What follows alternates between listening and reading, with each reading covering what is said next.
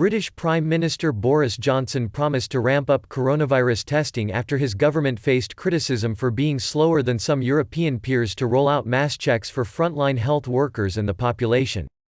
Britain initially took a restrained approach to the outbreak but changed tack after modelling showed 250,000 people in the country could die. Johnson imposed more stringent measures, effectively shuttering the world's fifth-largest economy, but the government has faced widespread criticism for having too few ventilators and too little testing. "We're also massively increasing testing," Johnson said in a video message from a flat in Downing Street where he is self-isolating after testing positive himself. "As I have said for weeks and weeks, this is the way through, this is how we will unlock the coronavirus puzzle, this is how we will defeat it in the end."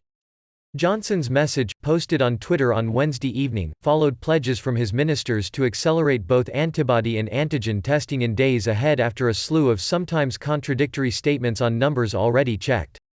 Health Minister Matt Hancock, who has also been in isolation after testing positive, will announce additional testing measures on Thursday, Johnson's spokesman said. While Germany has been testing about 500,000 people a week, Britain's current capacity is about 13,000 a day, a figure the government said it was aiming to double by mid-April. As of 0800 GMT on April 1, 152,979 people in the United Kingdom had been tested, of which 29,474 were confirmed positive. Deaths rose 31% to 2,352 as of 1600 GMT on March 31. More than half of Britons think Johnson's government was too slow to order a lockdown, an Ipsos Mori poll showed. Tests are essential for both fighting the virus and nursing the economy back to health after what is expected to be the worst quarter in around a century. Testing frontline health staff allows those with immunity to return to work, while broader testing of the population would allow tens of millions of idled workers back to work. Showing just how bad coronavirus could be for the economy, British Airways said it was in talks about suspending 32,000 employees, while a survey showed that more than a quarter of British companies had reduced staff levels. So far, tests have been focused on those suspected to have the virus and admitted to hospital, but the government plans to increase testing of frontline healthcare staff to hundreds of thousands in coming weeks.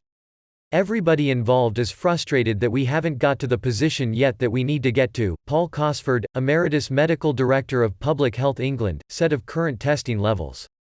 When asked about the possibility of immunity certificates, Johnson's spokesman said Britain was watching what other countries were doing. Ministers have suggested shortages of necessary chemicals were a factor, though the industry has said the necessary reagents are being manufactured and delivered to the National Health Service (NHS). While the government has been forced on the defensive over mass testing, some scientists have questioned if testing the entire 1.1 million full-time NHS staff is the best use of resources.